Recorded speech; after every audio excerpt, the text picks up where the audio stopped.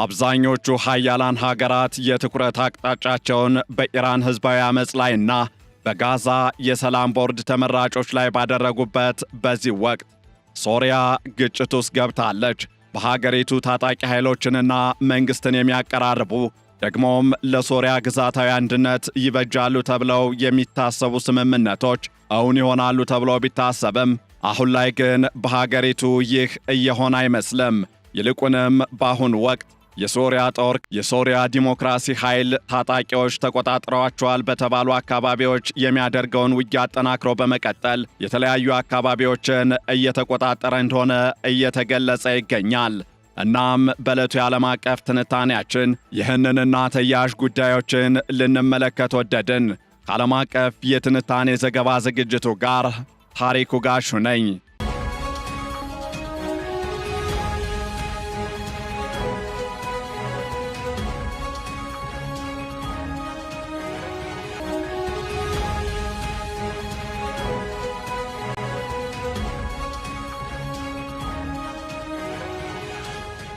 በሶሪያ እየታየ ያለው ወቅታዊ ሁኔታና የሶሪያ ዲሞክራሲያዊ ኃይሎች ወይም በምህጻረ ቃሉ ኤስዲኤፍ ከሀገሪቱ የመንግሥት ጦር ጋር የገቡበት ወታደራዊ ፍጥጫ ለሀገሪቱ የወደፊት ዕጣ ፈንታ ወሳኝ ምዕራፍ ላይ ይገኛል።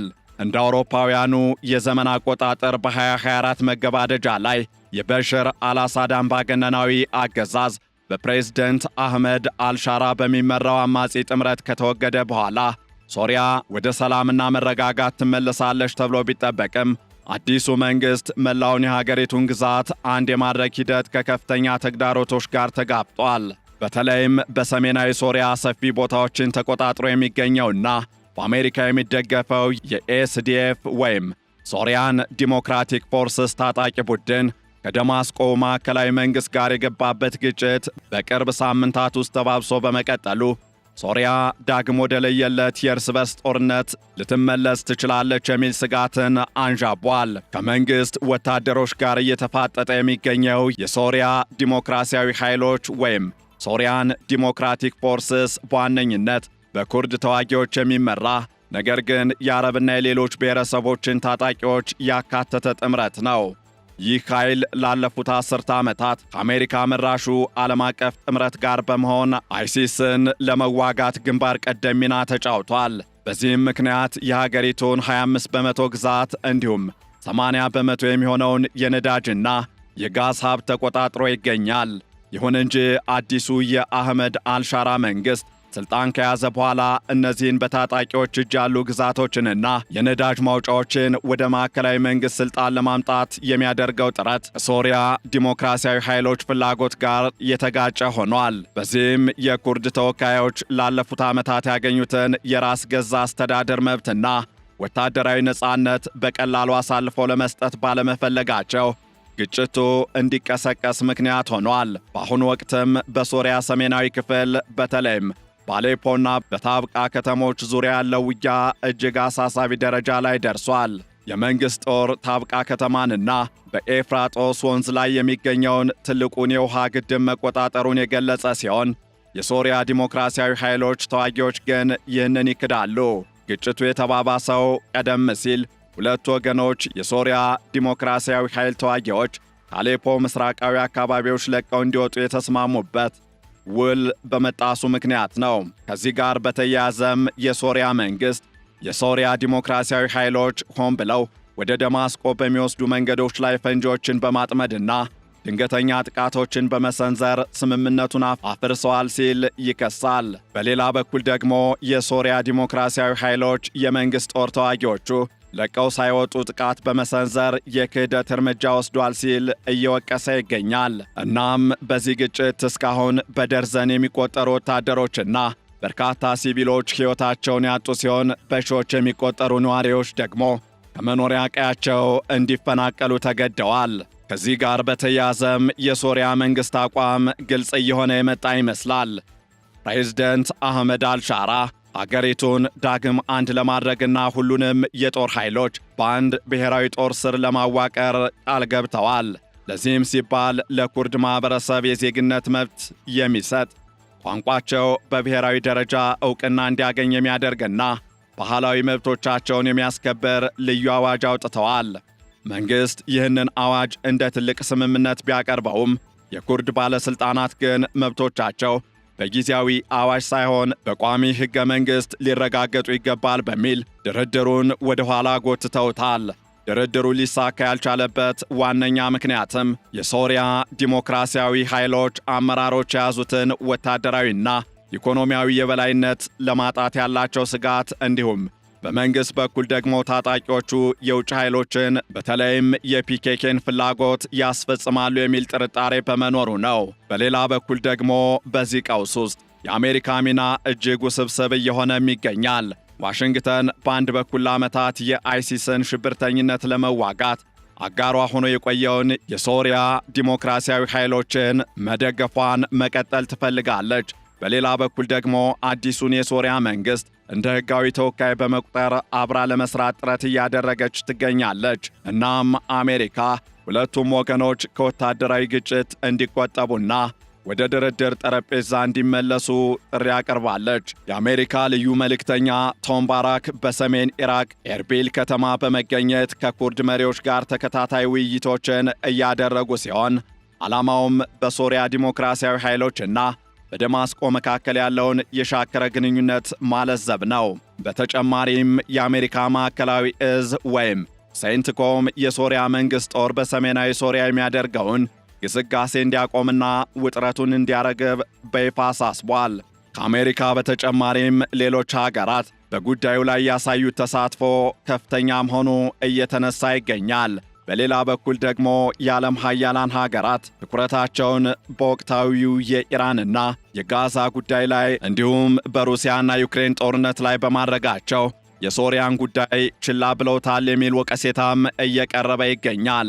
በተቃራኒው ደግሞ የፈረንሳዩ ፕሬዝደንት ኢማኑኤል ማክሮን እንዲሁም የኢራቅ ኩርዲስታን ፕሬዝደንት ኒችርቫን ባርዛኒ በጋራ ባወጡት መግለጫ በአፋጣኝ የተኩስ አቁም ስምምነት እንዲደረግ ጠይቀዋል። በተለይም ጎረቤት ሀገር ቱርክ ለሶሪያ መንግሥት የምትሰጠው ድጋፍና ለኩርድ ታጣቂዎች ያላት ጠላትነት ቀውሱን የቀጠናዊ ፖለቲካ አካል አድርጎታል። የዓለም አቀፉ ማኅበረሰብ ስጋት ይህ ግጭት የሚቀጥል ከሆነ አይሲስ ዳግም እንዲያንሰራራ ምቹ ሁኔታን ይፈጥራል የሚል ሆኗል። በመሆኑም ዲፕሎማሲያዊ ጥረቶች ሁሉ የሚያተኩሩት የኩርድ ኃይሎችን ወደ ሶሪያ ብሔራዊ ጦር የማዋሃዱ ሂደት ሰላማዊ በሆነ መንገድ እንዲጠናቀቅ በማድረግ ላይ ነው። ይህ ግጭት ለሶሪያ የወደፊት ውህደትና ሕልውና ትልቅ ትርጉም ያለው ሆኖም ይጠቀሳል። ሶሪያ ላለፉት 14 ዓመታት በዘለቀ የእርስ በርስ ጦርነት የፈራረሰች ሀገር በመሆኗ አሁን የሚታየው አለመግባባት የሽግግር ሂደቱን ክፉኛ ሊያደናቅፈው ይችላል።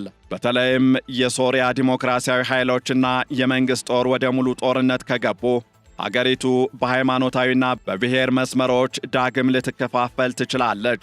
በተለይም በአረብና በኩርድ ማኅበረሰቦች መካከል ያለው መጠራጠር ወደ ጎሳ ግጭት ካመራ የሶሪያን አንድነት መጠበቅ የማይቻል ይሆናል። በተጨማሪም የነዳጅ ሀብቶች የሚገኙባቸው አካባቢዎች የግጭት ቀጠናዎች መሆናቸው የሀገሪቱን ኢኮኖሚ ማገገም በእጅጉ ይገታዋል። የዘርፉ ባለሙያዎች ይህንን ተለዋዋጭና አደገኛ ሁኔታ ለመፍታት የተለያዩ አማራጭ ሐሳቦችን እያቀረቡም ይገኛሉ። እንደ ቻርልስ ሊስተር ያሉ የሶሪያ ጉዳይ ተንታኞች እንደሚጠቁሙት ዋናው መፍትሔ የሶሪያ ዲሞክራሲያዊ ኃይሎች ታጣቂዎችን ወደ መንግሥት መስመር መዋቅር የማስገባት ሂደትን በግልጽ የጊዜ ሰሌዳና በዓለም አቀፍ ተመልካቾች ቁጥጥር ስር ማከናወን ነው።